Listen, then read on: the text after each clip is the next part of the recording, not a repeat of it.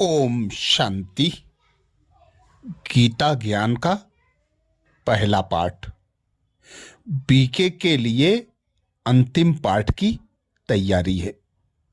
गीता ज्ञान का अंतिम पाठ है नष्टो मोहा स्मृति स्वरूप बनना। पहला पाठ भी विधि है, दूसरा पाठ भी विधि है। दोनों विधि से बाप दादा कहते हैं सिद्धि मिलती है। बाप दादा बच्चों का रिकॉर्ड रखते हैं, इसलिए गुप्त रिकॉर्ड बताते हैं। बाप दादा कहते आप सब इस विश्व के आगे परमात्मा पढ़ाई का सैंपल हो, तो सैंपल का महत्व होता है। अनेक आत्माओं को ऐसा बनने की प्रेरणा देता है। सैंपल बनने में कमी दिखाई तो अनेक आत्माओं का भाग्य बनाने के बजाय भाग्य बनाने से वंचित करने के निमित्त बन जाएंगे, क्योंकि देखने वाले सुनने वाले साकार रूप में आप निमित्त आत्माओं को देखते हैं। बाप तो गुप्त है ना। स्वयं के कर्मों को श्रेष्ठ बनाओ ताकि अनेक आत्माओं के श्रेष्ठ कर्मों के भाग्य की रेखा श्रेष्ठ बना सको। यह विशेष बाप दादा संगम युग पर गीता का पहला पाठ बताते हैं। अशरीरी बनो, स्वयं को आत्मा समझो, स्वयं को आत्मा अनुभव कर निराकार पिता परमात्मा में मन और बुद्धि को बिजी कर लो। देह सहित देह के विनाशी संबंधों को अब भूल जाओ। जिम्मेवारी निमित्त मात्र निभाओ, पर चलते फिरते उठते बैठते कर्म करते खाते पीते हर समय स्मृति पक्की हो कि मैं अशरीरी आत्मा हूं, जिसके लिए बाप दादा विशेष वरदान देते हैं। यह विशेष वरदान याद रखना है कि हम परमात्मा के बच्चे परमात्मा वर्षे के अधिकारी हैं, और मन ही मन में यह गीत गाते रहो तो माया सामने आ नहीं सकती और मायाजीत बन जाएंगे। ऊंचे ते ऊंचे बाप की संतान, ऊंचे ते ऊंची हम आत्माएं हैं।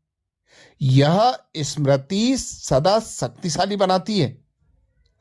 ऊंचा बाप ऊंचे हम, ऊंचा कार्य ऐसी स्मृति में सदा रहने वाले बाप समान बन जाते हैं। याद में हर कदम उठाओ तो कमाई है, साधारण उठाओ तो नो कमाई। माया के साथ रहेंगे तो बाप नहीं रह सकता। बाप तो सभी को ऊंचा बनाते हैं, किसी को नीचा किसी को ऊंचा नहीं बनाते। अगर अपनी कमजोरी से कोई नीचे की स्थिति में रहता है तो यह उसकी अपनी कमजोरी है। ईश्वरीय परिवार की वृद्धि को देखकर खुश होते रहो और थोड़े में भी राजी रहो। 3 पैर पृथ्वी की जगह 1 पैर पृथ्वी में मिले तो राजी रहो। आकाश और पृथ्वी तो घुटने वाले नहीं है, यह भी चाहिए, वो भी मिलना चाहिए, यह बड़ी बात बना देते हो। ऐसे भी दिन आने हैं जो दिन में धूप में सो जाएंगे और रात को योग अग्नि जलाकर बैठेंगे। क्यों जब लगेगी तो खटिया छोड़नी पड़ेगी, इसलिए धरती मिले तो भी राजी। समय पर रूहानी मिलिट्री बन, जो समय आया उसको उसी स्नेह से पार करो तो मनोरंजन लगेगा। एंड में मिलिट्री का पार्ट भी तो बजाना है, तो हर कदम में वरदाता से वरदान मिलता है। वरदान को यूज करो तो किसी भी बात में मेहनत नहीं करनी पड़ेगी। वरदाता के वरदानों को स्वरूप में लाकर अर्थात फलीभूत कर अपना बनाना है। सभी आत्माओं के प्रति अर्थात महिमा करने वाली भी या शिक्षा का इशारा देने वाली भी हो, सभी आत्माओं के प्रति स्नेह और शुभ चिंतक की भावना रखने वाली, शिक्षा का इशारा देने वालों को भी अपना शुभ चिंतक समझने वाली, अभिमान और अपमान के प्रभाव से मुक्त रहने वाली, मैं आत्मा देही अभिमानी हूं, सदा यही स्मृति रहे। मनन शक्ति द्वारा संकल्प, वाणी और कर्म के वेस्ट के वेट को समाप्त करने के लिए सदा सेवा में बिजी रहते हुए आत्मा को हल्का और सशक्त बनाने वाली, मैं आत्मा सदा शक्तिशाली हूं। अब समय प्रमाण बीती को बीती कर, बीती बातों से शिक्षा लेकर भविष्य में सावधान रहें। जिम्मेवारी बाप की है और मैं निमित्त सेवाधारी हूं। मैं निमित्त कर्म योगी हूं, करावनहार बाप है। निमित्त करणहार मैं आत्मा हूं। अगर यह स्मृति हर समय स्वतः ही रहती है तो सदा बेफिक्र बादशाह हैं। तो अब बार बार अटेंशन देकर चेक करते रहें, सारा दिन मन की स्थिति शांत रही।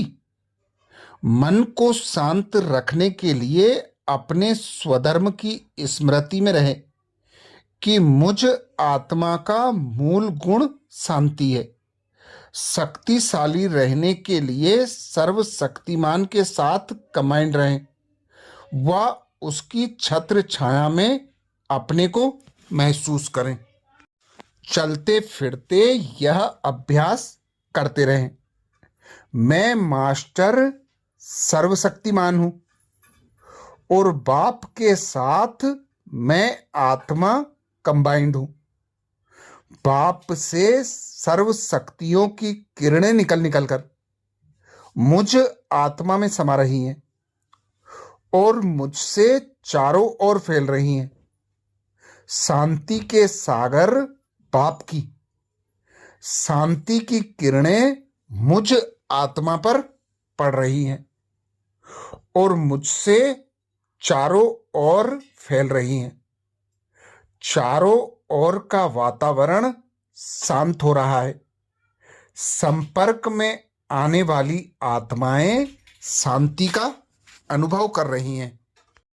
ऐसे ही मन और बुद्धि को बाबा पर एकाग्र रखते हुए बाबा से बरसती शक्तियों को स्वयं में समाकर शक्ति संपन्न बनते हुए शक्तियों को बढ़ाने के लिए मनसा सेवा करते रहें।